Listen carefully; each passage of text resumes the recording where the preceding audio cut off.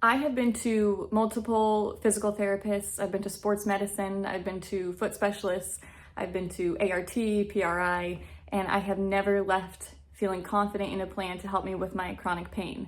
But through this Biomechanics 2.0 course, I was actually lucky enough to do an in-person session with Connor, and he took me through the assessments and tests that I've been learning about in the course.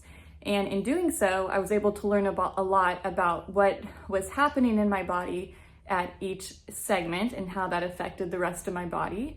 And we were able to do tests and retests so that I was able to realize what was effective, what was going to help me moving forward. And we were able to develop a plan that prioritized certain drills. I know how to retest to make sure that they're working and effective. And I have a progression model to follow going forward. So I've never felt more confident in a plan to help me get out of pain. This is something I'll be able to use with my clients as well. My table tests, I started with restriction everywhere.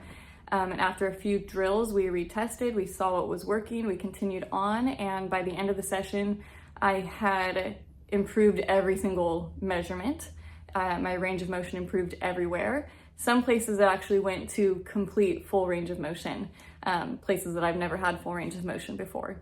So it was really exciting, and I'm really looking forward to utilizing this for myself and my clients in the future. Hey everyone, today I want to share with you a case study session that I did live for people that are taking my biomechanics course right now. Katie came into my gym because she's a local San Diego native. She's taking the course right now, so it made sense for her to come into the gym and have me do a live assessment and intervention on her. I had never seen her before. I'd never seen her in person. We had exchanged some information about her situation to make sure that she was a good case.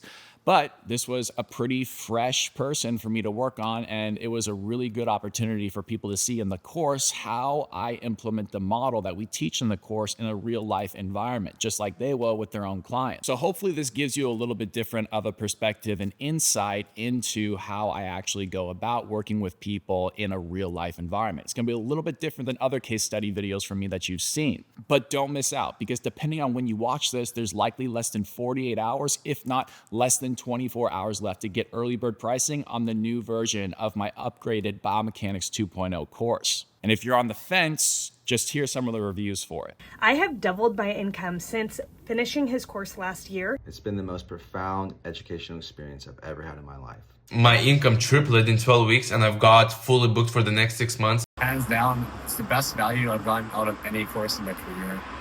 Are about 70% higher than they were last year, which is absolutely nuts. I have 2x'd my income.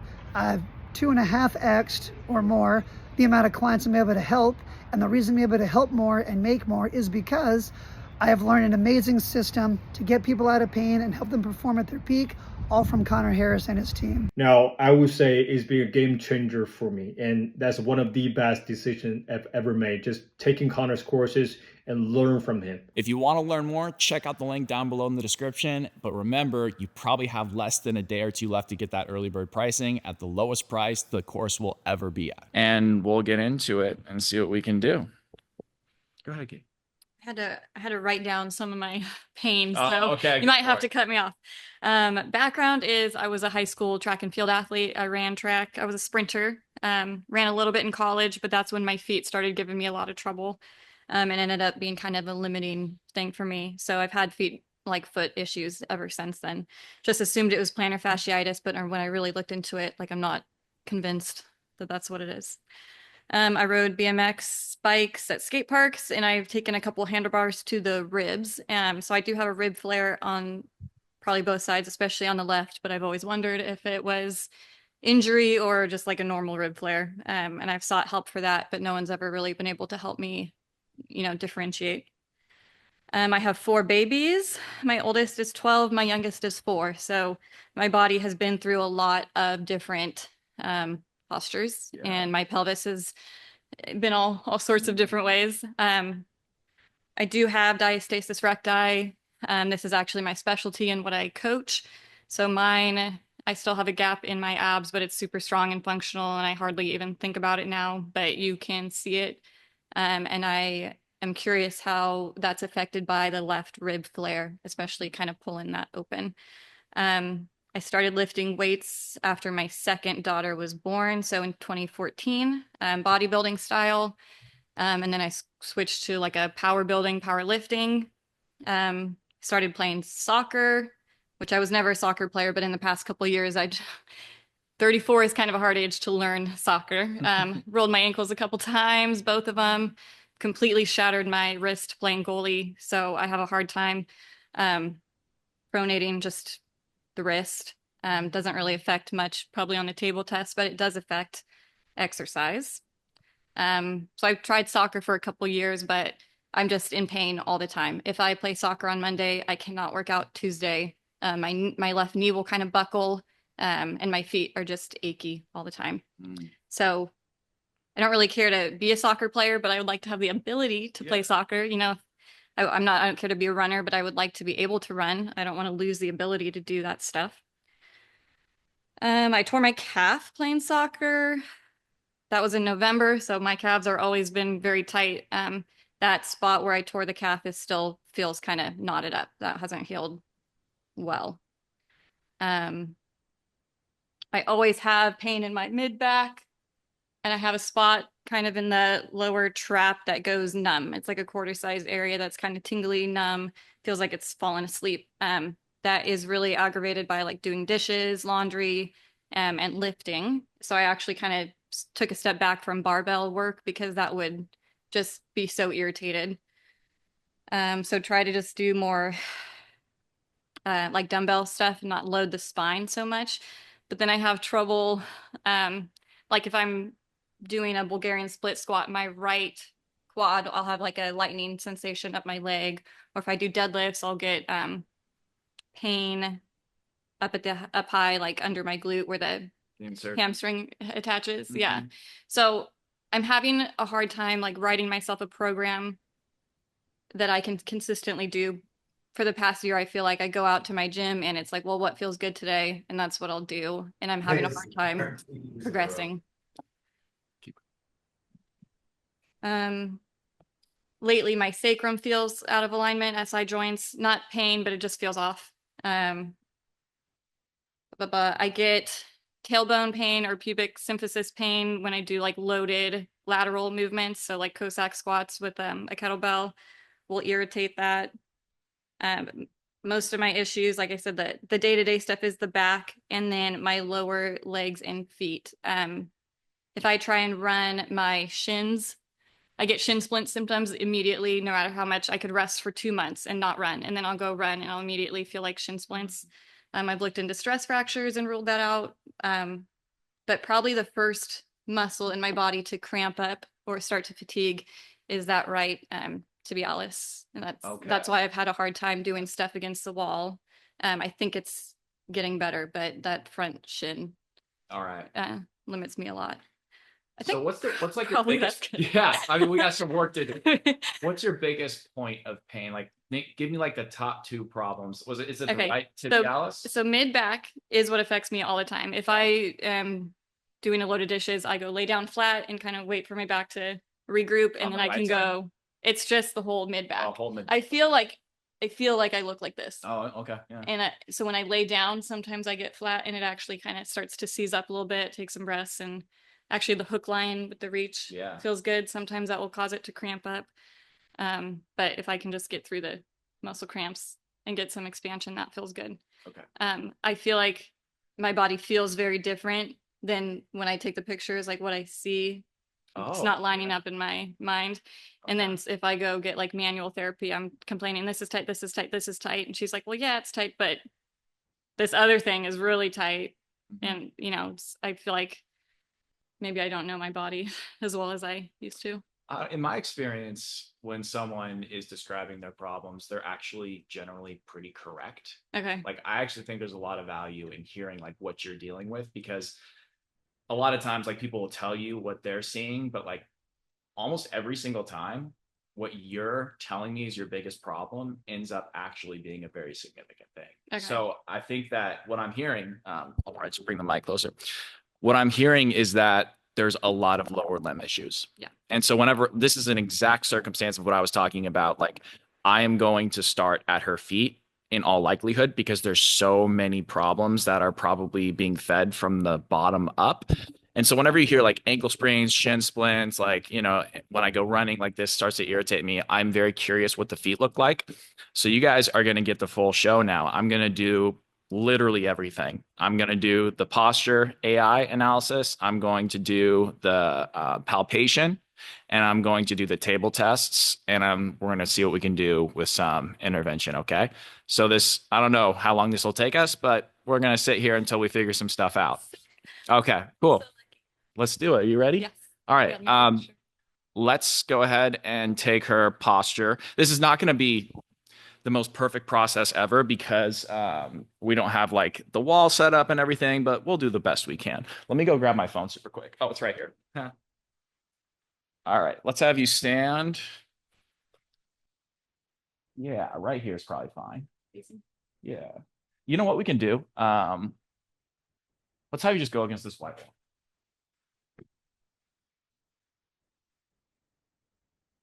Yeah. All right, you guys will see it in a second. I'll share it with you. Whatever is natural and normal.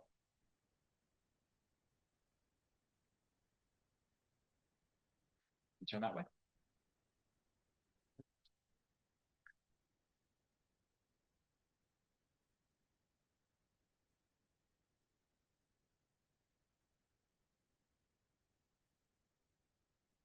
So let's take a look at this now. It's going to generate. Yeah, I saw some interesting things right out of the gate there. All right. Okay. So if we're looking directly at her there, it's going to be very hard for me to look at this and know which side is the right and left, just to be honest with you, because there's a lot of different reflections going on right now. But remember, what is generally ideal? Let me zoom out really quick so you guys can see the numbers. She's not that tilted, if you guys can see that. It's like less than a degree, half of a degree. Not that significant, really, which is probably less than I would think based off of only her description of her symptoms. I would think that there would be more, but this is what we're dealing with. She is tilted. Her head is 0.6 degrees to the left. Her shoulders are tilted down on the right, 0.54 degrees, and her hips are tilted down to the left. So that is like a right lateralized pattern right there. If you are down on the right shoulder and up in the right hip, that is a right lateralized position. So given that, if we look at her overall center of gravity, she is, interestingly, it looks like she's at listing to the left a little bit. Mine at home was like, yeah, no, 100%. Yeah, I see that. It's like she's, I don't know if you guys can see that, but it's like she's, her body weight is actually coming over to the left side a little bit more. So if you don't take the center of gravity into consideration and you just look at the hips and relationships to the shoulders, she is down on the right shoulder, up in the right hip, which should be right lateralization, but she seems to be over on the other side, on the left side a little bit more. Now let's look at the profile view. So this one, okay, this is showing us a little bit more. She is forward. She is very far forward. And she is also an athlete. I mean, you could tell that like her legs are well developed for sure. She is clearly someone that has some muscle mass. So is this person anteriorly oriented, or are they more sway back? I think it's important to look at the knees. It's important to look at the overall center of gravity, and it's important to look at the head too. So the head is forward, yes.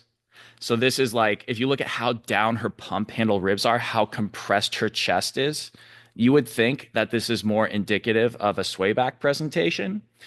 But if you look at what's going on with her knees, let me see if I can see it straight on. Yeah, her knees are quite locked out, if not bordering on hyperextension. And that is indicative of someone that is in an anterior orientation.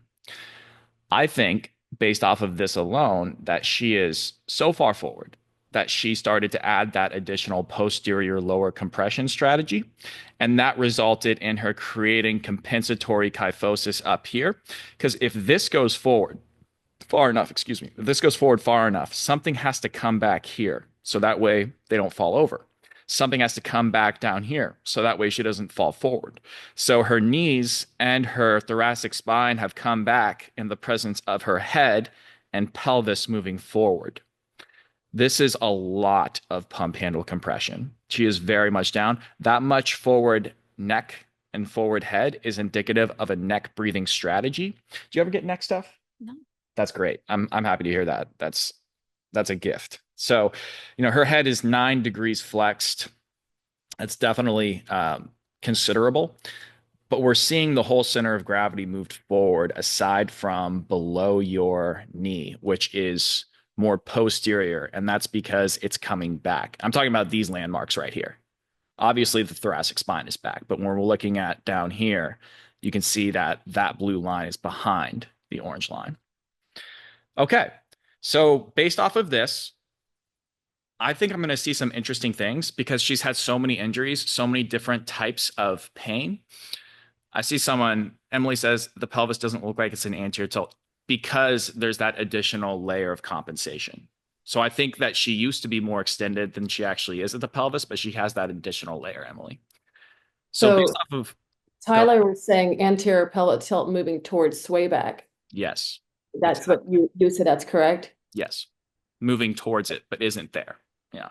Okay. Well, maybe when you do that palpation, you can tell us more about that. I'd be happy to. Yeah. So what I'm expecting to see based off of this alone is probably table tests that reflect some degree of right lateralization, but I don't think we're going to see a full right lateralized person. I think we're going to see someone who has mixed results, and I think we're going to see someone who has some interesting grounding results too relative to that. So let's do some physical palpation. I'm going to spend a lot of time particularly at her feet, but let's just look at her shoulders. We'll start there, work our way down. So if you wouldn't mind, Katie, to face that direction, I'm going to try and make this work for the camera. But yeah, whatever's natural and normal. All right. I'm just going to feel this right here. Okay. So here's your medial border, and there's your inferior border on the right. Your inferior border on the left is right here. So you guys can see that this one is a little bit higher than this one, right? So left scap appears to be a little bit more elevated, okay? Now, if I find the spine and I just go out until I find the medial border right here, that's the distance that you have between the spine and the medial border on the right side. And then if I switch that, a little bit less, right? I don't know how well you guys can see this, but the spine appears to be closer to the scapula, or scapula closer to the spine on the left than the right side. Okay. That's probably what you would expect with someone who has a lower right shoulder, right? That is a right lateralization presentation. So let's look at the feet now. This is going to be very, very helpful. So go ahead and face straight on, probably that way so everyone can see, face this direction. Perfect. Okay. So what I'm going to do now is, in the posture analysis mini course, we talk about finding the talus and the relationship of the talus to the rest of the foot. So let's just do that. All right, I'm going to write you up right here. Good. Can you collapse this foot arch? Uh-huh. And now overly supinate the foot arch. Good. And go back to neutral. Okay. I've got a hold of her talus now. So if I look at the relationship, hey, Trevor, can you bring me a pen super quick? Yeah, or just like a highlighter or something. Yeah. I have one on the table, but you don't know. Yep, that's all right. So what I'm going to be doing is looking at the relationship of the talus and the angle it's making with the forefoot. And that will tell me how internally or externally rotated that is, and likely also the position of her calcaneus relative to that.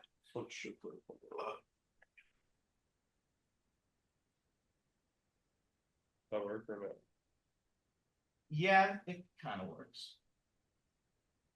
I don't know how well you guys can see. Does that show up on the camera at all? That's all right. Like regular ballpoint.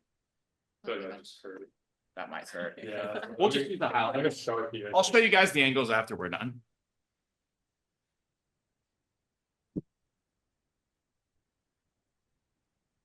Overly pronate. Overly supinate. Overly pronate again. Yeah, there we go. Overly supinate. Yeah, and now relax.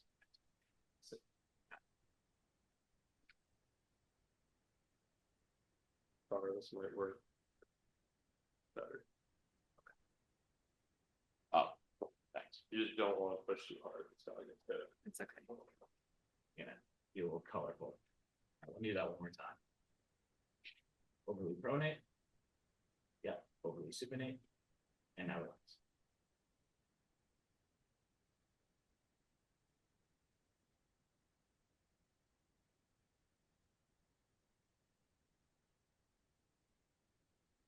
Overly pronate.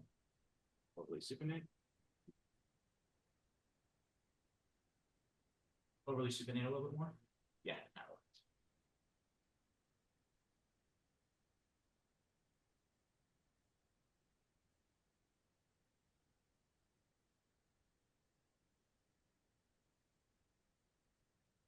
Okay.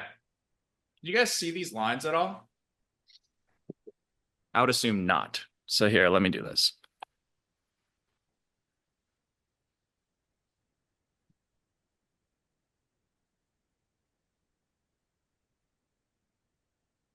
Can you scoot a little closer to the camera there? Okay. So this is her right one. This is her left one. If you had a perfect line going down, this is where she ends up, right here. Okay. Now, if we compare that to the other one, relax. There's a difference there, right? Do you guys see how this one is relatively more externally rotated than this one right here? So based off of that information, it would be likely that she has a harder time pronating on her left foot. Okay, let's go back to the middle, a little bit further back. What is that noise? Hang on, one sec. Connor, you're saying she's having a hard time pronating potentially on her left foot because the foot's, as a strategy to find that pronation, is turned out. So stand normally for me, whatever that means. Yeah. We'll talk about that more, but you guys can tell right here just by her feet that they are relatively high arches. And so she's going to have probably a hard time pronating relative to the average person that had like a mid-foot arch anyway.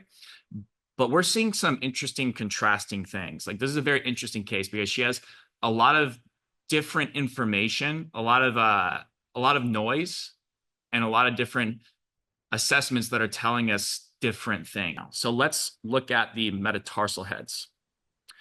Whatever is normal for you, Katie, just completely relax. This one's super easy. I love this test because you can do it in 2 seconds.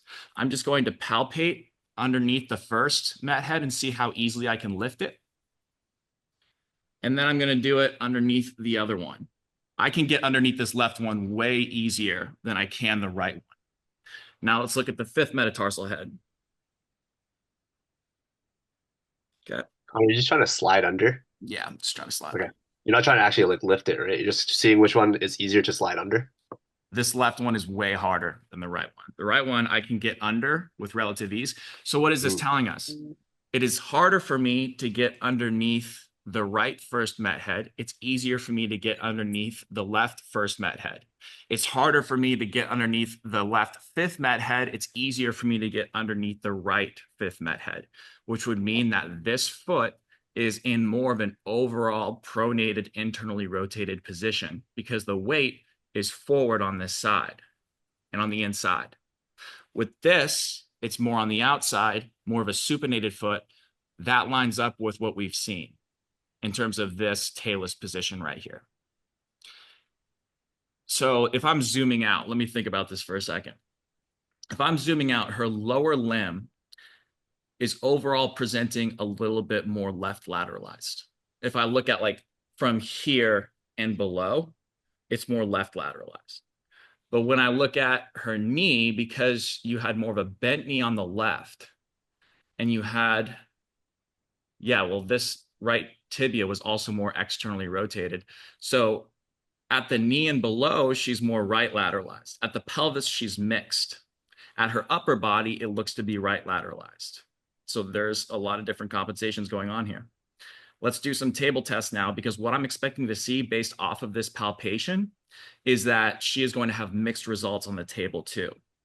I would think that the upper body might present traditionally more so like a right lateralized person would. So potentially more restricted shoulder IR on the right, better right shoulder abduction. And as for her lower body, I think we're going to see some weird stuff that doesn't totally align. But that's okay, because we know the tools to work through that type of situation. Let's see, am I missing anything else? I don't think so. One thing that's also really helpful about the physical palpation is that this gives you an indication not only of what to expect on the table, but it helps the client really understand what their situation is too. If you can explain to them like, hey, like your lower body and your lower limb and foot aren't matching what's happening up here. So you've probably created some compensatory strategies to here. And this is also telling me that because her lower limb isn't matching what her pelvis is doing, we probably have some lower limb things we need to work on initially. Because typically people that have lower limb and foot issues that are driving a bottom up pattern typically need to be addressed in isolation and then integrated with the rest of the body. All right. Connor, can you let me in on so I can go to work on my phone? Oh, sure. Yeah. Thank you. Yeah. Trevor, would you mind like manning the camera a little bit? Yeah. All right. Let's have you lay head here, feet down here. Let's see if we can get you guys better body.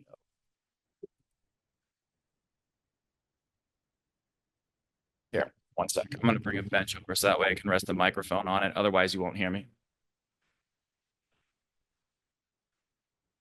Go first, Paul. We're just going to do normal table test starting at the neck, going down to the whatever. Explodes. Normal table test going from the head into the pelvis. I'm gonna go like top down. For the neck, I don't think it'll matter too much because it's hard to see the neck over Zoom, but we'll see. All right, so she looks good. I'm gonna have her just totally relax, and I'm gonna have all the tension out of her body. Yep. Hands down by the side is gonna be probably a good thing there. Okay, we're gonna start with cervical lateral flexion. So I'm gonna go here. I'm just gonna get a feel for how well that neck is going to move into lordosis first. See how much space I have to move her into lordosis of the neck. Okay, now flex your head, move it forward, and just lift it off of the table for me. There we go. I'm finding that bony prominence, and then relax back. C6, C5, and then I'm going to go right here and grab, coming in laterally. I'm going to make sure her chin is tilted right up at the ceiling, and I have that fulcrum, and I'm going to just tilt her to there. Any more than that, you guys can't see this very well. Maybe Trevor, can you show like, bring the laptop over to show a little bit more of a top down if you can? Do that one more time. Maybe if you like came over her more. Okay, good. Yeah. So I got her chin to ceiling. I'm going to go here, fulcrum, right there. Any more than that, her whole neck is going to come with me. Does that feel okay? Mm-hmm. All right. Now we're going to do the other side.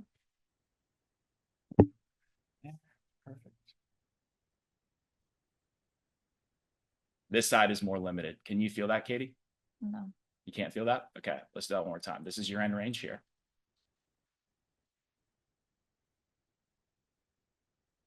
Can you feel how that goes further? Mm-hmm. Yeah.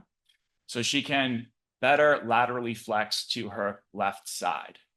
And that is indicative of a right lateralization, just based on that one measurement alone. Bring your head up again for me. C7, 6, 5. There we go. And now I'm going to go cusp her underneath like this. I'm going to take my other hand right here, give her a little bit of a tilt towards the ceiling so that way her chin is passively pointed there. And I'm going to just rotate her slowly right there. Any more than that, I can get her head going, but I'm not going to actually rotate her through her neck. So let's do that one more time. Right there.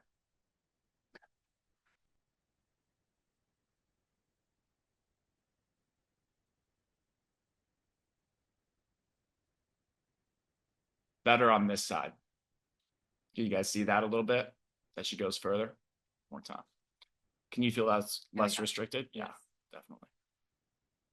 Right there. Any more than that, it'd just be head and not actual mid-cervical rotation. So she can better laterally flex to the left and turn to the left. All right. Do you have the spectrum of pattern sheet that you can? Yeah, I can make one. If you wouldn't mind, yeah. Sorry to have you run around so much. Yeah, I'll just bring a lot of stuff over here. Yeah. Honestly, we're probably good just keeping the camera here for a little bit. Cool. Trevor's going to fill out the SOP sheet while we go through this. Can you scoot to the right edge of the table for me? All right, put your right hand on your low ribs. Okay, she looks good. Chin passively pointed at the ceiling. Great, no tension in your body whatsoever.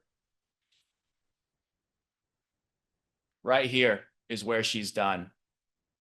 If I went any further than that, her shoulder would want to pop off of the table, or I'd have to push more than about a 3 out of 10. So I'd say that this is around 65 degrees, maybe 60 degrees. I'd probably say 65. Let's do shoulder ER really quick. Right here. Can you feel that? Mm-hmm. Yeah. Any more than this, and I'm really going to have to tug on her. And I feel that tension through her shoulder all the way down to her scapula. So I'd say this is about 45 degrees. All right, stay there. Come towards me a little bit more. What would you say exactly? I would just put the asymmetry down. Come towards me a little bit more. Perfect. Relax everything.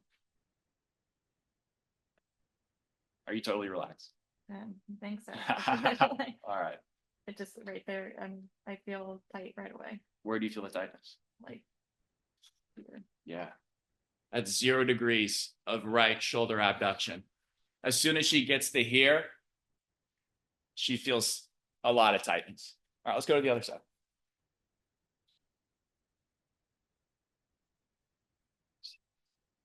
Good. Chin at the ceiling.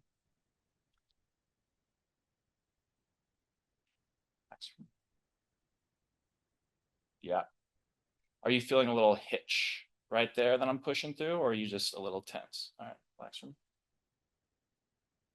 Okay, there we go. There it is.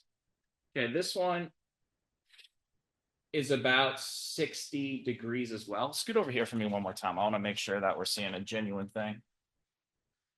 Tension out. Yeah. Left one is marginally better. Back over here. So I'd say the right one is like 60. The left one's like 65, 70-ish. Correct. Yeah.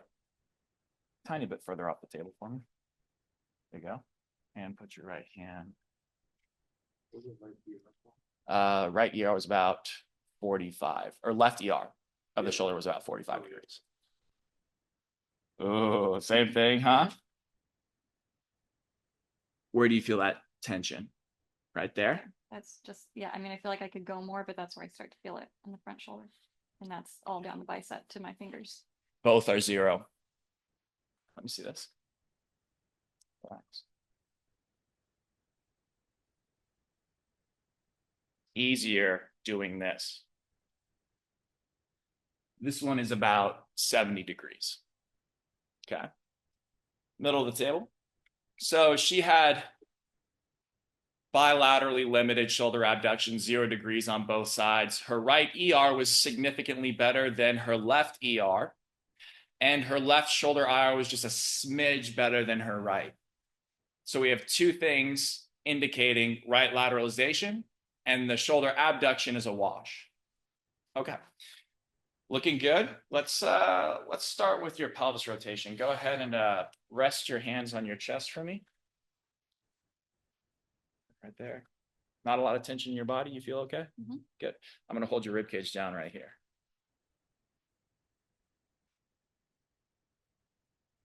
Right there. Do you feel any tension? Mm-mm. Okay. Any more than that, though, you're going to pop up into my Yeah. hand. Yeah. So this is probably about 60 degrees.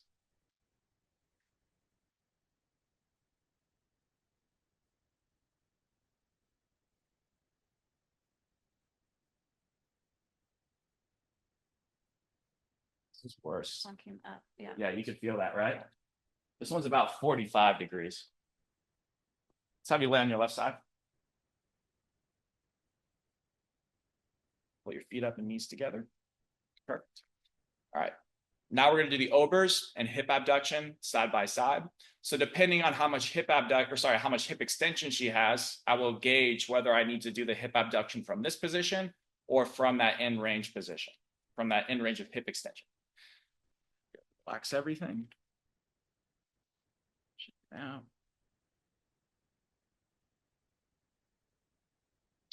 I'm already starting to hit some tension. I'm going to bring your knees down just a little bit. Right there is good. Yeah.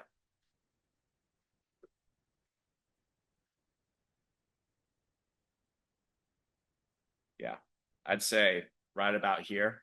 And this is probably 35 degrees short of full hip extension. So there's absolutely no way I would ever take a hip abduction measurement out in hip extension. This would be a waste of time. It's all low back. So instead, I'm going to take our hip abduction right here. I'm going to make sure the knees are stacked on top of each other. I'm going to make sure that the shin stays in line with the knee to the maximum extent as possible. Right there. Any more than that, she's going to, whoa, pop her hip. That happens all the time. She's going to pop her hip and roll back into me. My kids think I'm real gross. Yeah, that was directly in that hip. That's like twice a day. Right here, I would say. This is probably in the 30s, somewhere in like the 30-degree range. Yeah. Did that pop change her extension at all? What was that? Would that pop have changed her ability to extend at all? I don't know. Let's find out, just for fun.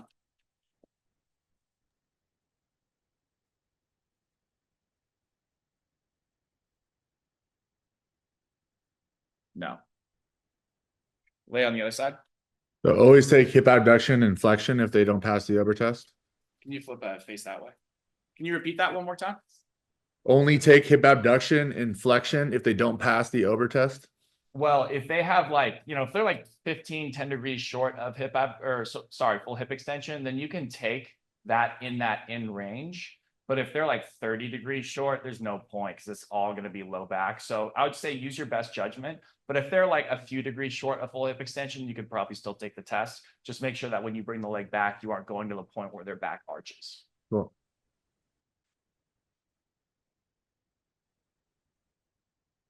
That was your right one. Now we're going to look at our left.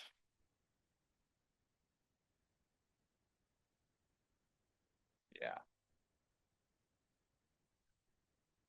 Start you right there. A little bit higher than that. Yeah, right there.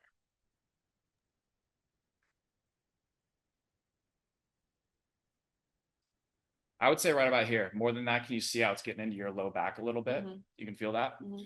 So yeah, this one is marginally better. I'd say it's about 25 degrees short, but it's noticeably better than the other side. Okay. Let's have you now. Let's do hip abduction. We can do that.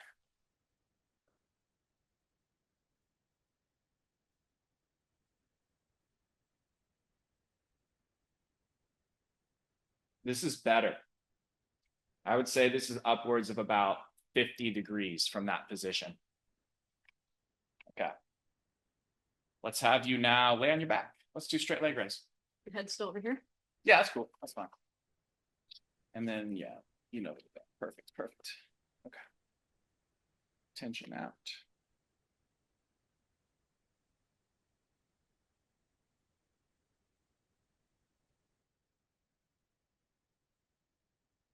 Yeah, right there. You can feel that. Yeah.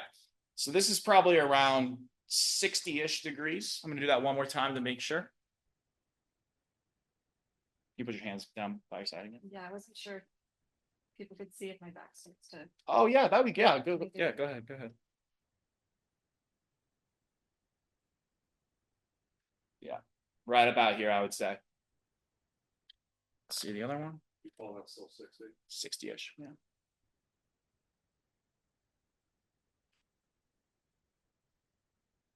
Right here. This one's worse. I would say this one is around 55, maybe even, I start to hit some resistance right about here. So around like that 50-degree range. Let me go one more time.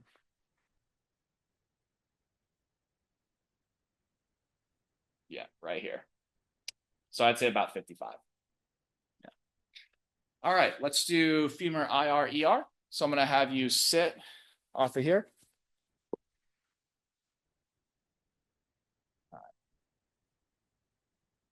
Yeah, close.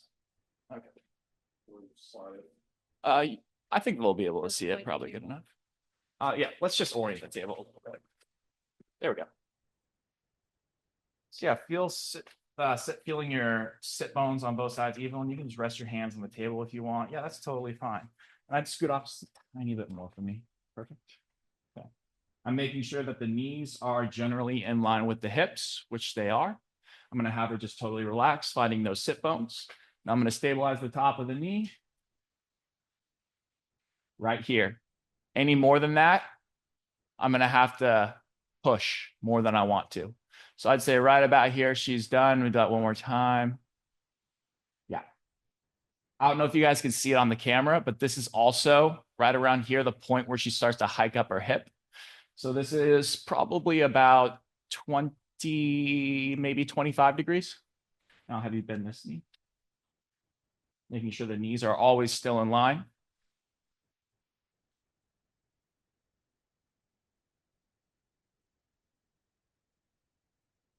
Right here. Any more than this, I'm going to have to elevate her, or I can see, you guys can't see it, but I can see her pelvis start to roll a little bit. So this is probably about 25 to 30 degrees, probably about 25, I would say. Let's check the other one. Good. You can just rest this one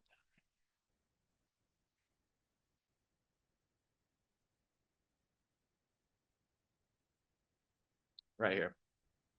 This one is marginally better, probably about 30 degrees. Maybe you feeling some tension? Cramp right here. Okay. Yep. Well, that's good to know. Yeah. That's good to know. It feels easier on this side, which is interesting. Yeah, I just get a lot of cramps like that. Good to know. That's why like yoga is hard for me and can't. It's hard for everyone.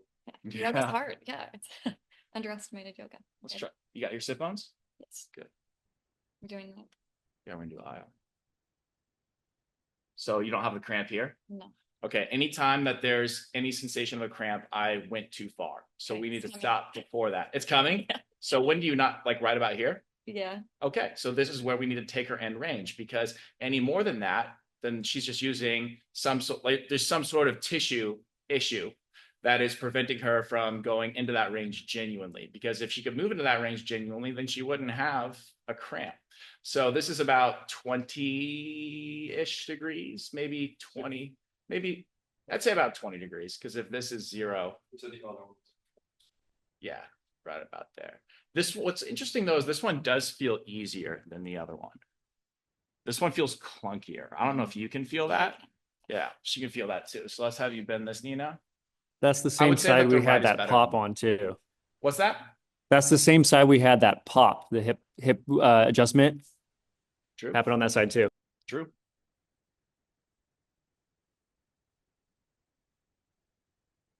Oh yeah, this is definitely worse than the other side.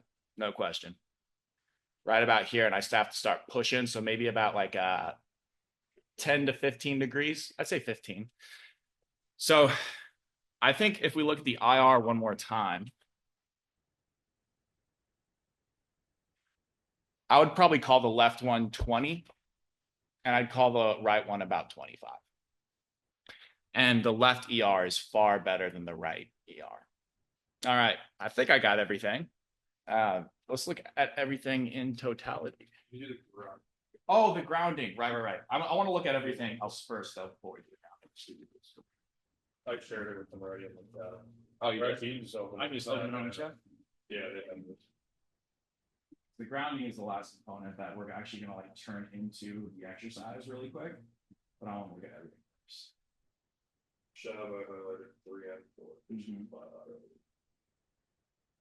You see it on the side. You see it. Perfect. Yes, so as we suspected, we have a good amount of mixed. Connor, can you speak up a little bit? It's hard to hear you. Oh, the mic is behind me now. Sorry. Here we go. We got it. So as expected, we have a lot of mixed results, but let's look at the common themes if we can. I'm going to zoom out a little bit. Okay. So if we care about the gold tests the most, then what are we seeing so far? We're seeing better left. This was a wash. It was hard for me to tell.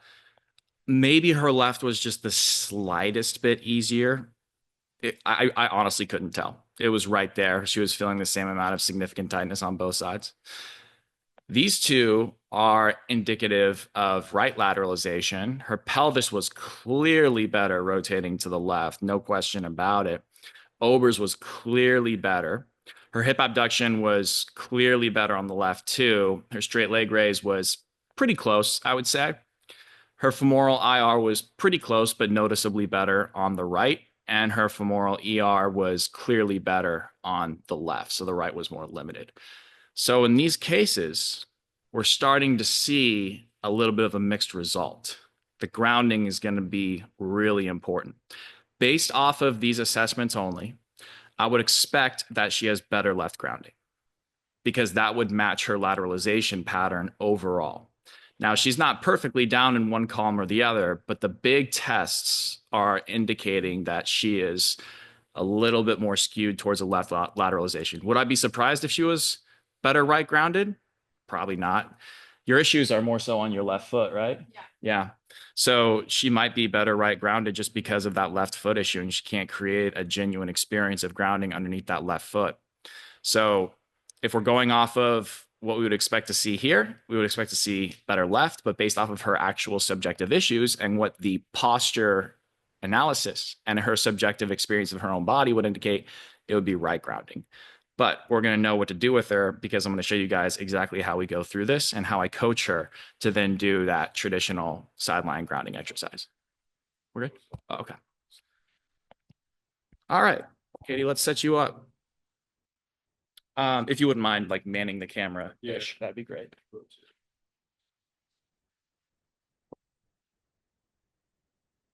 You want a ball or are you going to use a ball? We'll use a ball. Oh, okay. All right, I'm going to have you lay on your, I guess that'd be your left side to start with your feet up against the wall. 90. 90, yeah. I'm going to give you a nice little pillow right here.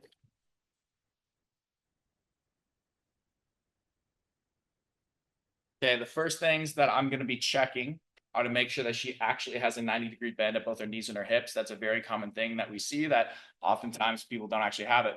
The biggest thing we see is that people aren't too much dorsiflexion.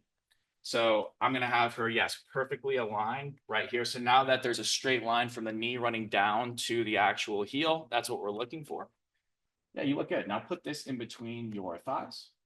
And you get like that right outer hip cramp sensation, right? Yeah, I don't feel it right now though. So if she's getting like, if she's prone to right outer hip cramping, I'm not going to have her rest her foot up there because that's going to result in her probably feeling that cramp earlier, sooner rather than later. So I'm going to have her just drop her right foot down and rest it right there, but still keep it flat on the wall. Okay.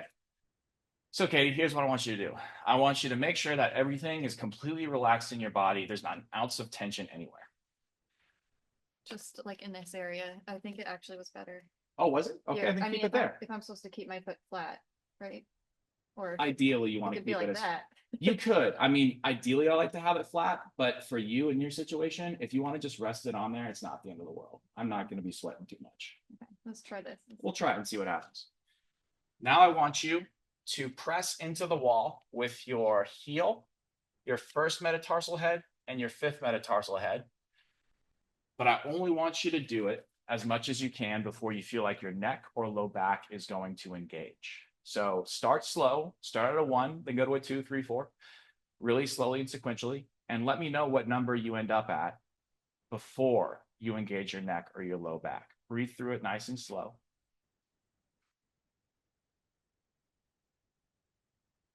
In through your nose, out through your mouth.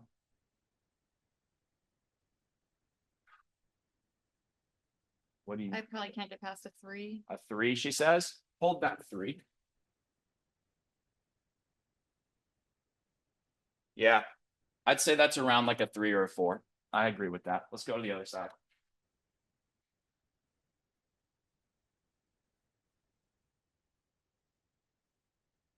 Same exact thing. Yeah, looks good. I'm going to bring this up a little further. Bring this right here. Same exact thing. Let's see what you got.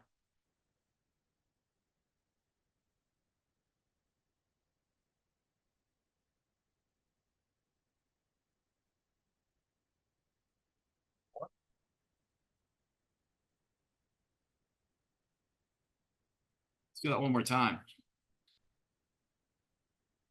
No neck, no low back. Don't lose your outside foot, but right here, right here.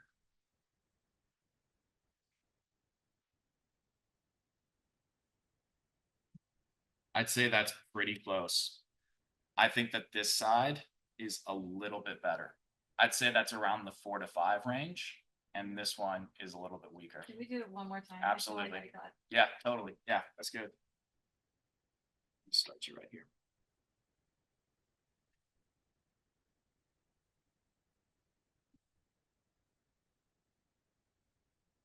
Go to the other side.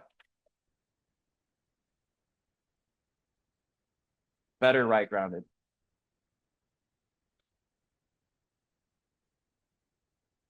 You know when you got it?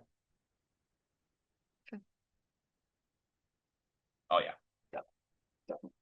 I'd give her left a 3-ish, and I give her right a 5-ish. But there's a clear discrepancy between both sides. Okay, now let's look at the spectrum and patterns again in totality. Did you put that in the SOP? Yeah, but for perception. All right. Mixed results, right? Connor, microphone? Sorry about that. Mixed results, right? We have a lot of different information and a lot of it is contrasting. So what do? Here's the perfect type of person to do the grounding test on in terms of doing a sideline grounding on both sides and seeing what happens. My bet is that we're going to do it on one side and things get a little bit better. We're going to do it on the other side and things get worse. Sam? What was her perception on the right foot? The right foot, she said about a 4. Okay. Mm-hmm. I felt about a 5. Okay. So we're going to see what happens because Katie also needs some foot specific work for sure. I think that's going to be like a key component of her process. I don't know how much time we'll have to do all that, but we'll see what we can do. All right. So Katie, let's set up for the sideline grounding exercise. So we'll do left side first. Go ahead and get in that 90-90 position. Did this one have the ball too? Yeah, same, literally the same exact thing. So the good news is, and this is why I've been hinting at the whole course, she already knows how to do almost everything. I don't have to cue much at all at this point. All I really have to do is make sure that her feet are nice and stacked on top of each other. She's got those nice foot contacts. So the first thing I want you to do, Katie, is make sure your whole body is relaxed. Now exhale and draw your rib cage down and in. Give yourself a nice zone of apposition. Okay. Now I want you to create a tunnel between your bottom abs and the ground, maintaining that zone of apposition. Can I move you around a little bit? Okay. So I want you to get these ribs in a little bit more. I want you to create a little bit more tunnel. Right there. Did you see how you reach that hip for the wall? Mm-hmm. How much do you feel those downside left side abs on a scale of 1 to 10? I don't. You don't? I don't. Okay. I know that they're working, but I don't feel much. I feel my shin kicking on. Okay. So here's what I want you to do. Drop this down. You can just have it relax, honestly. Just whatever is comfortable.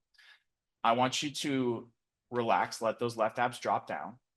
And now I want you to push your left hip into the table, like your greater trochanter-ish area, and use that as a cue to elevate yourself up. Okay. How much do you feel your abs now? 2 or 3. 2 or 3. Okay, I'd like to get them a little bit more than that. So I'm gonna have you exhale and dry your rib cage in a little bit more. Good. Take a couple of breaths here. Just get comfortable. I don't like to rush people through this, so I'll say just get comfortable, because we got her abs from a 0 to a 2 or 3 just by that greater trochanter cue of pushing it into the ground. So I just want her to be relaxed and kind of just feel this out a little bit. Yeah. In through your nose, out through your mouth. Don't even worry about the foot yet. Let me know if you can get them up to about a 4. The lower abs. On the left. Okay. You got it? Cool. Now maintain that. Keep your rib cage down. No tension in the neck or low back whatsoever. And now very gently press your left heel, and in particular, your first metatarsal head. I want this to just relax. Don't even worry about this foot. First metatarsal head, inner heel. Don't lose the outside foot. If that's a 2 out of 10, then it's a 2 out of 10. If it's a 3, it's a 3. But whatever you do, don't engage your neck or your low back, and just take nice, slow breaths in this position. I want you to feel like you're creating a connection between your foot being on the ground and your abs working to really load that side of your body. You're educating your body what it means to properly get into that side. And this is the very starting position of how we do that. And we want to do that without our neck or low back trying to help us out too much.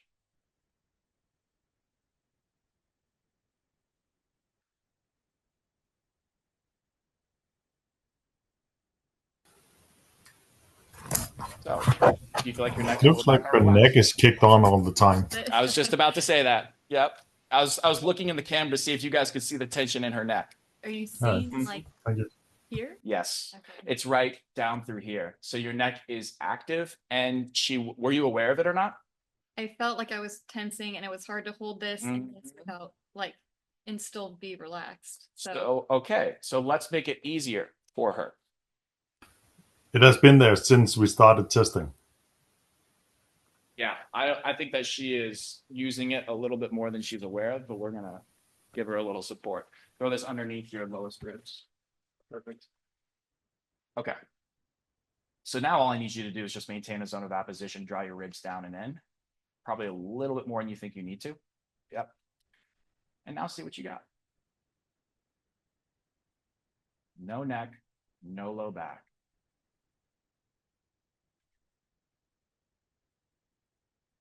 All you need to do is focus on a little bit of abs, a little bit of foot pressure, whatever you can handle. Can I feel your neck a little bit? Yeah. This one is on.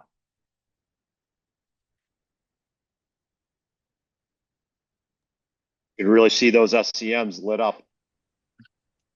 I've been trying to film myself in practice relaxing because I knew that was going to be the hardest thing for me. You sure can. Okay, I'm going to close my eyes so I can. Yeah. And it's like she's got people watching her right now, so there's like a lot of stuff going on, but she's doing a good, I can see the intention of relaxation, and we're still going to retest her and see what happens.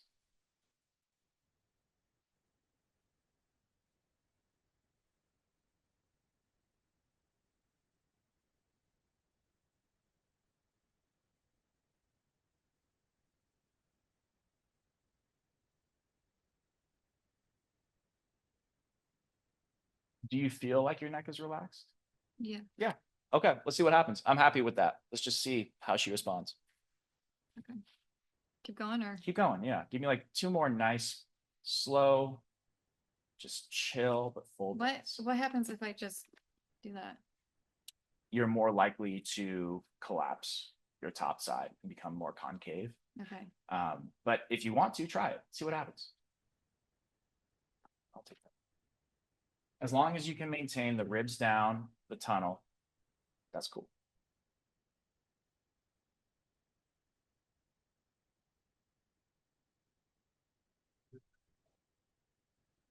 Generally speaking, yeah.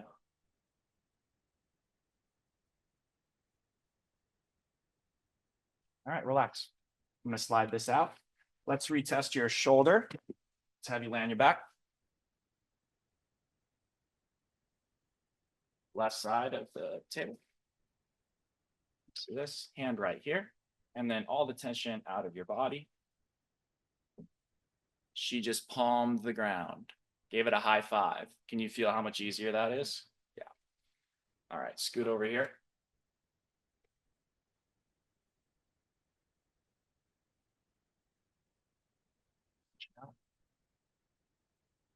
right there.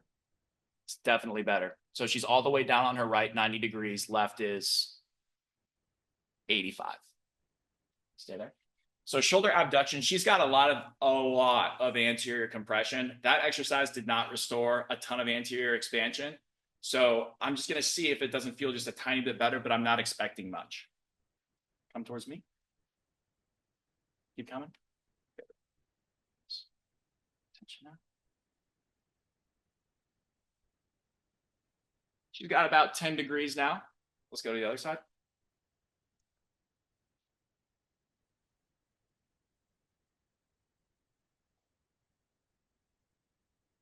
Yeah. About 15 on this side, middle of the table. Knees up, feet together. And relax everything.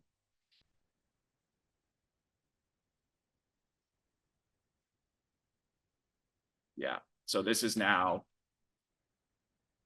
75. Let's see what else.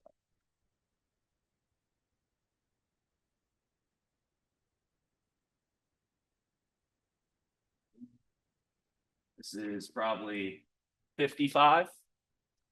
Let's do your straight leg raise.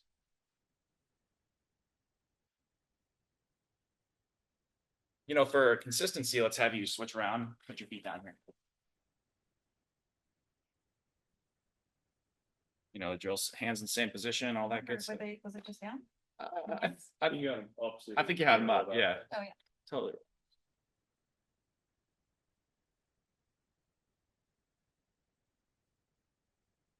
Let's say right about here, which is definitely better than it was before.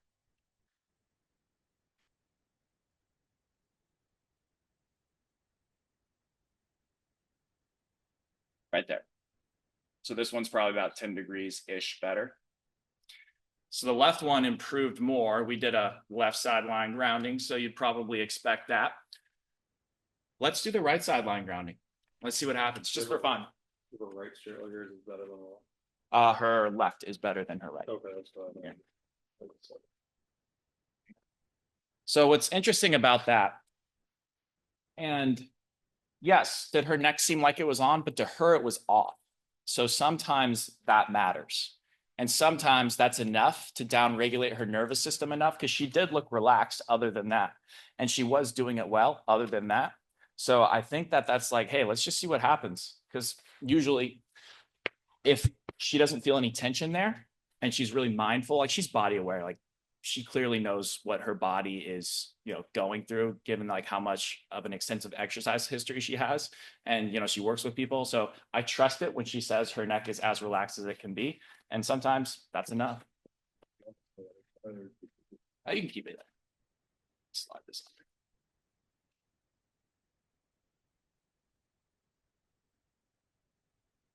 Yep. All right, you know the drill. Draw those ribs in, down and in.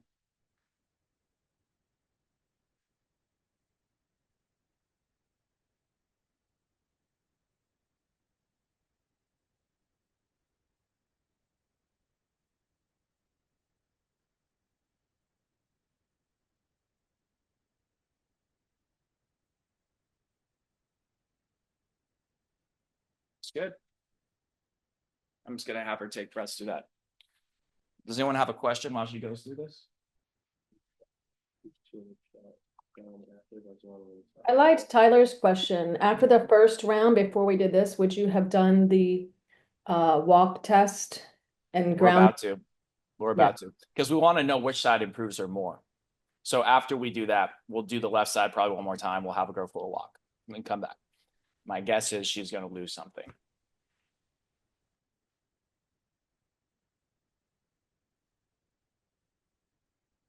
Feels good? Yeah. Looks good. All right, let's have you lay on your back one more time.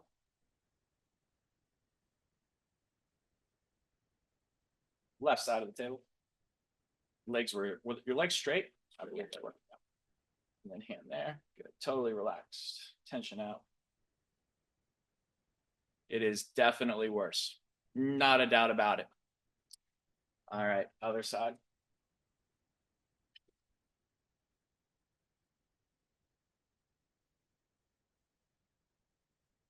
Definitely worse. Middle of the table, isn't that crazy?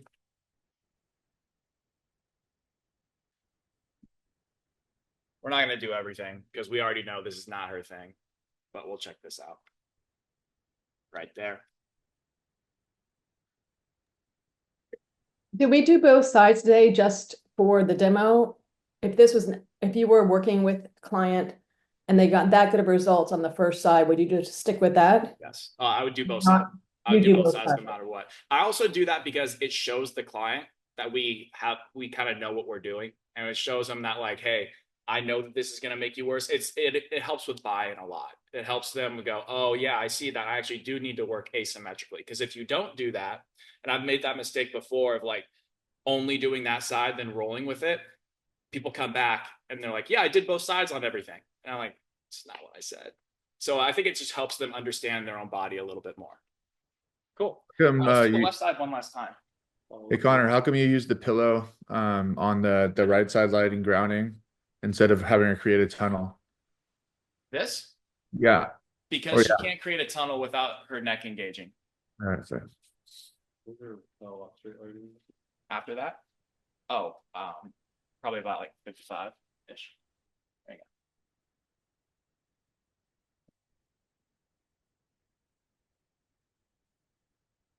There you go.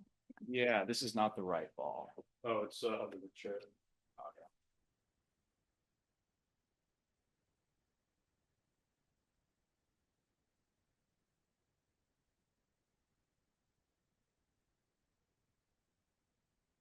Everyone starts in too much dorsiflexion. It's very normal. So Connor, one thing I really picked up on, or I don't know how much it really matters, but you always use pillows to support the neck and the head. And I see a lot of us kind of using whatever we have around the house or the gym in terms of like a yoga block that's harder or a foam roller that's harder. I'm wondering if anybody else has experience along with yourself, if it just makes that much of a difference to have something that's really just a pillow as opposed to an object. I think that it matters a little bit just in terms of the psychology of things. A pillow is going to be more associated with like rest and digest, more of a relaxed nervous system state. And if you're resting on something hard, I think that can be a little bit more of it can create a little bit more of a sympathetic state just by nature of you not being maximally comfortable there. My goal is to downregulate as much as possible and only feel the things that we're going for. So whatever it takes to do that is great. And usually a pillow is good for that. And a yoga block can work if they're very bodily aware. But for other people, it might not be enough. Also, we kind of do want like that little tiny bit of cervical lateral flexion to the top side, just like the slightest bit like she has right now. It matters for some, not as much for others, but in an optimal environment, I think this is good. Looking good? Feeling good? Yeah. Yeah. This shin still is like the biggest. Totally. Let's have you. Tension. So Yeah, just whatever it takes to relax that. Maybe rest it. there. Should I just keep doing Yeah, do that. Give me like 3 more nice breaths in that position. Literally the only thing I want her to feel is her left obliques and her left foot pressure. No back, no neck, no right shin tension.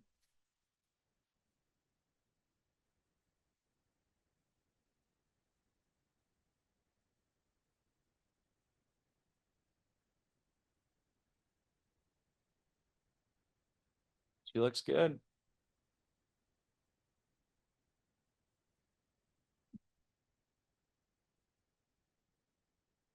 And relax. Very good. Okay. Lay on your back. Let's make sure that that's still good.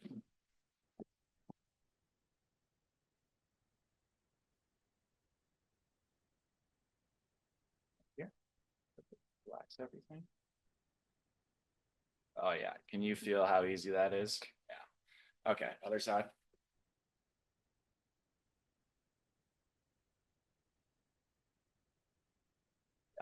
She's back to where she was.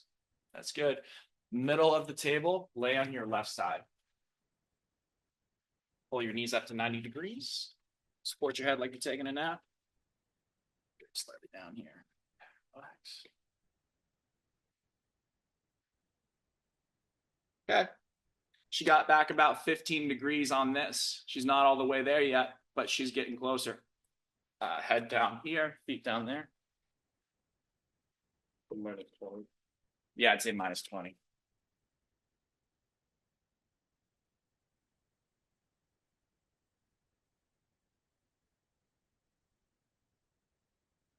Now she's probably minus 10 here. So she's getting much closer. Okay, Katie, you see those bikes down there? Yeah. Go walk to them and come back. It's probably about 20 something yards to the end of those bikes.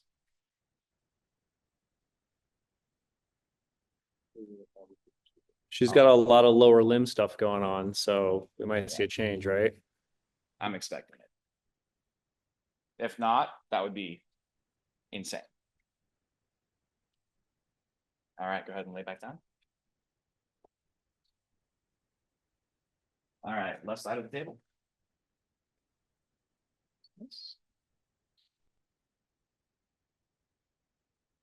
It's not as much as I may have thought. Let's go to the other side.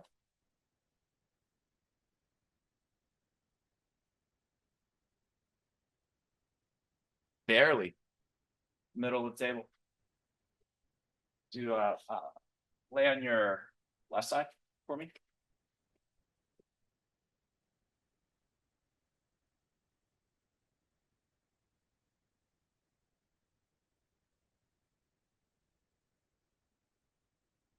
Side.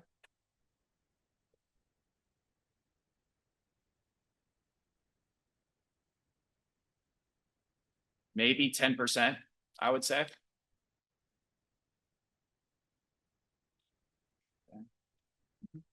Okay, now lay on your back. Let's do straight leg raise really quick.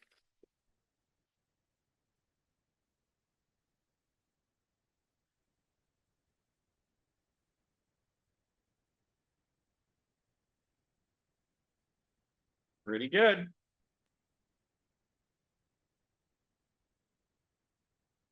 Right here. Any more than that, you can see her pelvis start to roll and move right there. So that's pretty good. So to be transparent with you guys, Katie and I have been going back and forth before she came here. She has been working on her feet. And she has been doing pronation and supination work. Mostly pronation. Pronation. And a lot of like lacrosse ball Mhm. and the tibial internal rotation with the pronation drills. So she has been working on her foot, which is why I think this stuff already stuck a little bit better. If she had not done that, then I think that she would come in here and she would have lost a lot more. But because you've been doing the lower limb and foot stuff, I think you're seeing a lot more adaptations holding, which is actually a huge sign of progress. So nice job. Yes. Okay, let's do something else because the lower limb and foot stuff is working for her. So I don't really need to question that because she's holding on to her adaptations. Did you find that in the past, like your stuff wouldn't stick very long before doing the foot stuff? I had never tested. You've never tested, okay. No, so this is my first time doing any of this stuff, and I've mostly just focused on the feet Okay. and So, the breath. Learning the breath. so I would be inclined to believe that before she did that stuff, it would not stick, given the extensive history of stuff down here. Maybe it did, but I think it's unlikely. And I'm pretty happy with where we got her right now. And I still think that she needs a little bit more hip extension. So that's something that we have to work on. Okay. Let's just do something nice and simple. Let's do the supine hammy extension. All right. Have you ever done that one before? No, not since we did it like the practical. Okay, cool. Early on. I'm gonna have you scoot to the edge of the table and have like most of your hamstring hanging off. A little bit more than that. Perfect. All right, now lift up your left and put this right. You're gonna want to scoot back a little bit more than that. Good. And now hug the back of this hamstring at right there, 90 degrees, right there. Nice and relaxed. Everything is chill. The biggest thing is we want to make sure that the knee is in line with the hip and the foot as well. So, Katie, my question to you is, can you push down into this? Yeah. And not engage your low back or neck whatsoever? I think so. Okay. You tell me. I mean, your low back does look flat. So now breathe in through your nose, out through your mouth. You can just rest your right heel right there. And that way you can just stay nice and relaxed. All you should feel is your left hamstring working? Do you feel that? So we're going to do this on both sides and retest after each side and see what happens.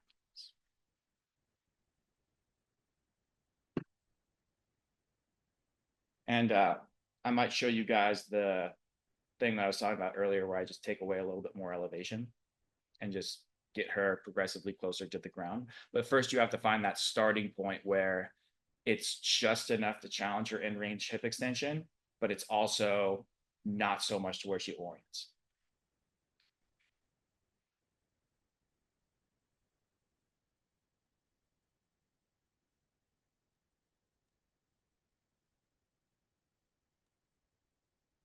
Connor, I didn't think about this before, but because of the low reach of her arms and kind of the extension there, is she going to get a little posterior expansion also with this? Yep, you should. So we might see some abduction change, shoulder abduction. Maybe. I think the abduction change will come when she gets more anterior because she has a neck strategy and her head so far forward. I think doing like the supine chest opener or something like that would give her the biggest shoulder abduction change. Got it. All right, now I want you to land your right side.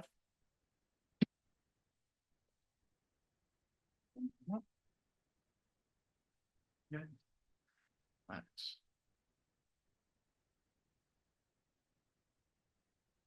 Yep. She is pretty much maybe 5 degrees short. So let's check your other side really quick. Oh yeah, good call. Good call.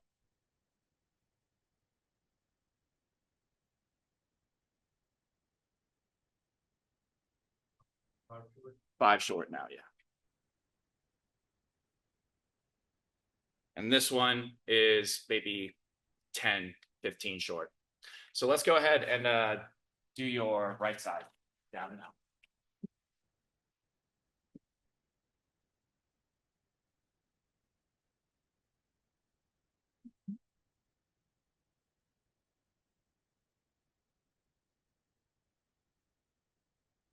This heel if you want. Now you're in line, so hold this position right there. So let me ask you this. Is it easier or harder for you to keep your low back flat on this side? Feels easier. Feels easier. And that would make sense if she is overall more pushed over to the right or right lateralized, better right grounded potentially, because she is more just turned in that direction as a whole. So the interesting thing is that she is presenting with a lot of signs that she's right lateralized and she needs to get left better, but her tests are telling us something different sometimes. So that's why we always go after what improves the tests the most. For her circumstances, I think that she is better right grounded because of her previous left foot issues. And I think that, I mean, everyone starts right lateralized for the most part. And I think that through compensations and through just a variety of different injuries, she is not as far into her right as she was before. I think she is turned left a little bit in some places, but I'm curious. The biggest thing that confuses me is that pelvis rotation being better to the left, so much so than the right.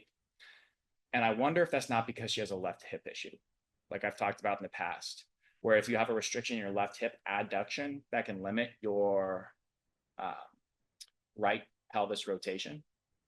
So I wonder if there's something going on there. And we'll know that if we retest her and her left pelvis rotation is still way better than her right. When we did the sideline grounding, it was actually way more even, but we'll see what happens once we go through some stuff like this.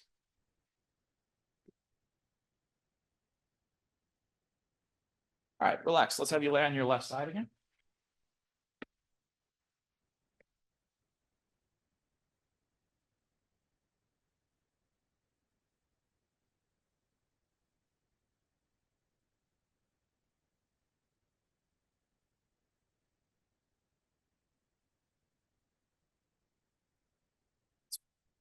It may be 5 degrees better. Go to your other side.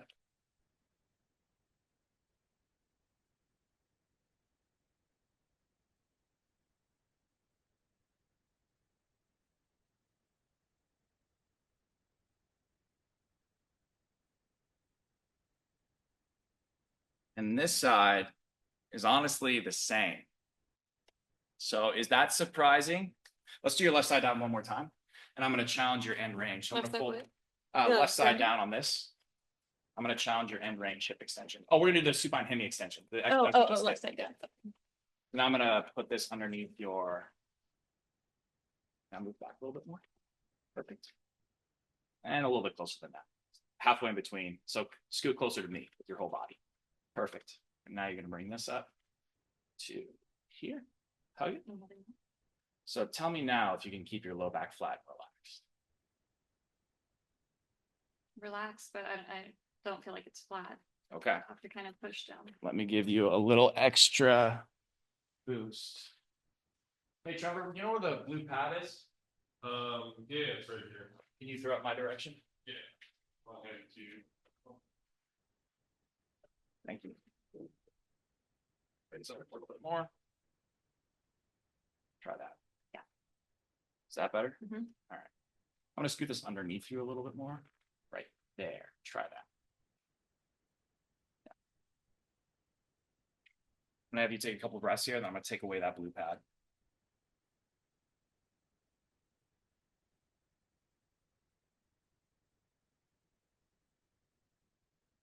It's out. Yep. Try that. So we'll see what happens. Since her neck is still a little bit engaged, could a towel under her neck do something to relax? Potentially. Yeah. Do you feel like your neck is relaxed? Yeah. She feels like it's relaxed. And so, like, based off of our experience with her, we know that's probably enough for her. But yes, if someone has a hard time, like, genuinely disengaging their neck, then yeah, that would be an appropriate thing to do. It was also to get some lordosis up there. Mm-hmm. You could tell this is challenging her end range. We'll see if this was just the right amount or too little. But then we'll do one last thing and we'll call it. But I think we have a game plan for her. All right, relax. Now lay on your side. The left, right. Right.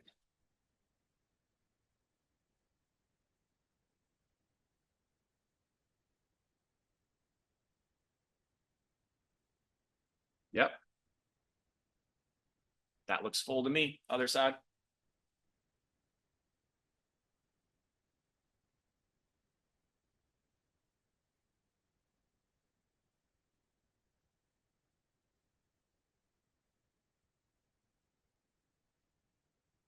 And this one is about 10-ish short.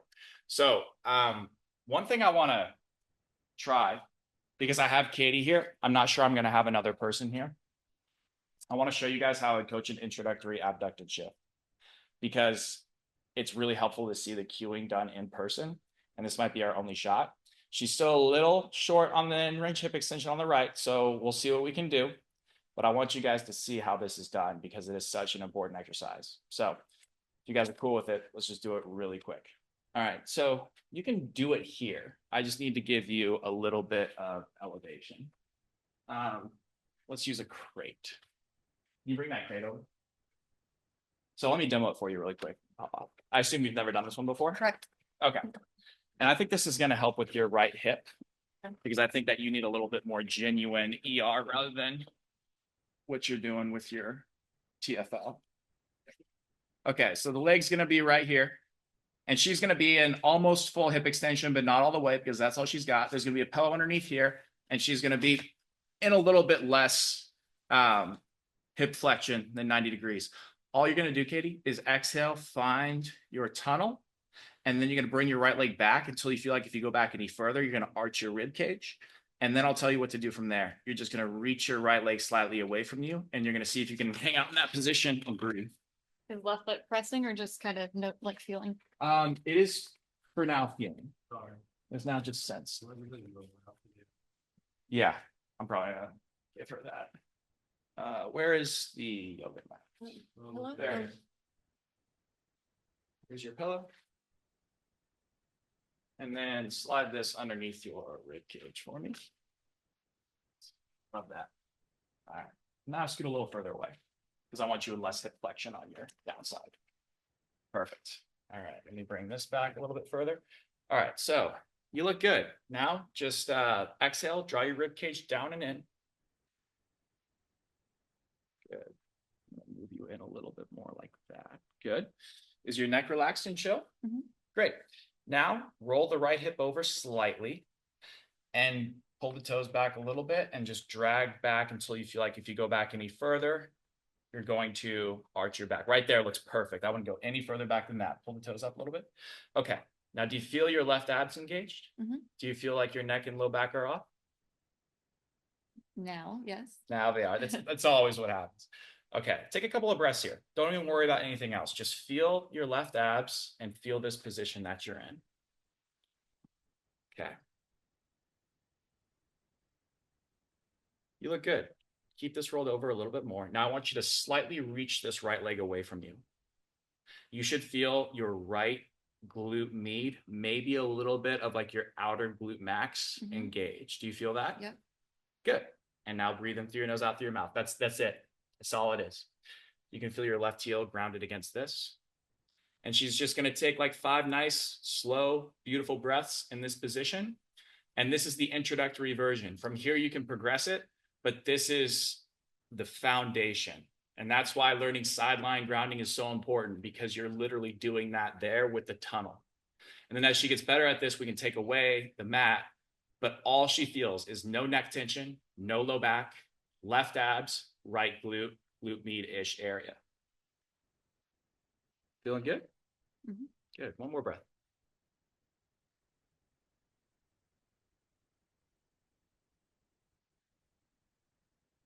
And relax. Okay, lay on your back for me.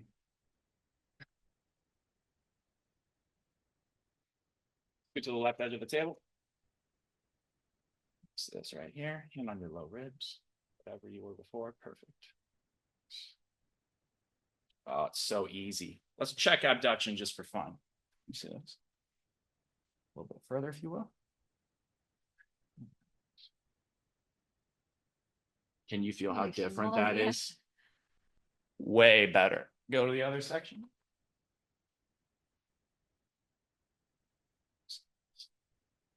A little bit further towards me.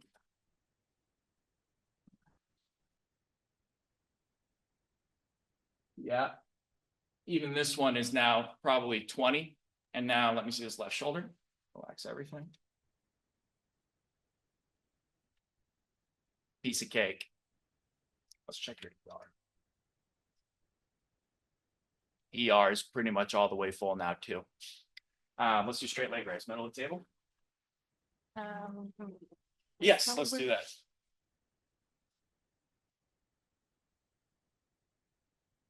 That's everything.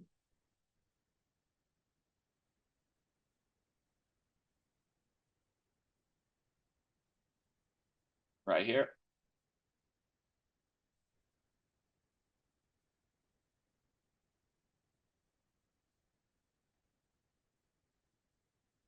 Right here.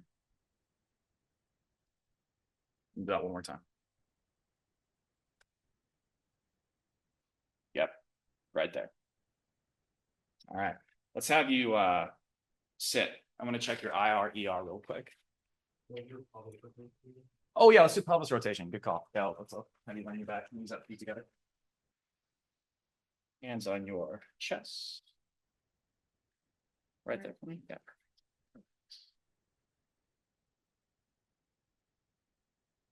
Yeah, this is for sure full now.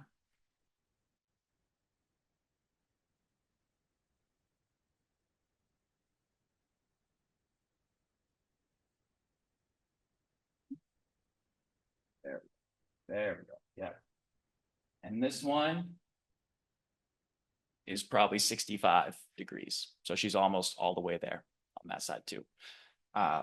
Sit up for me.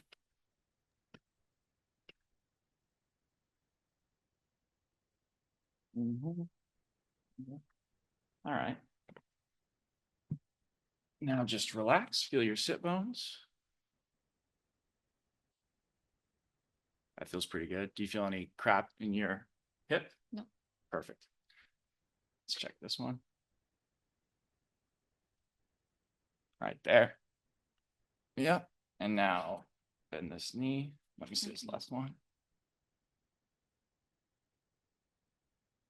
Right there. It's definitely better.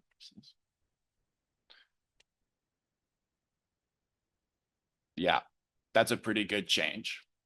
And so here's what's interesting. The one thing I'm seeing, the left hip IR was the thing that changed the least. What does that tell me? The left, the pelvis rotation to the right is still a little bit more limited. Do you remember what I said about my hypothesis that she might have a left capsule restriction? There might be something going on there. So if we had more time, I would do a left hip capsule stretch with you and see what that does to your IR. Go for a little walk down to the bikes and back. That's why the abduct and shift is so important to me and to this course. If you can coach it well, you get some pretty awesome stuff happening. And now we're going to do one last walking test and then call it. All right, let's have you lay up then. Yep. That side of the table. And there, perfect. It's pretty good. Stay there. Use this.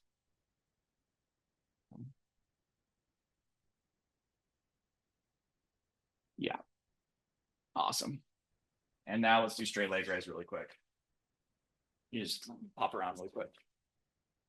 I'm just taking a couple of things. I'm not taking everything, because if a few tests are the same, chances are very high the rest of the tests are the same.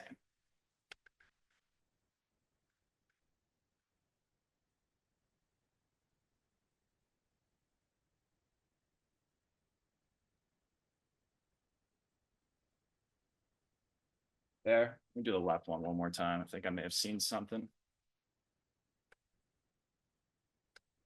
Yeah, right there. You're a rock star. Thank you.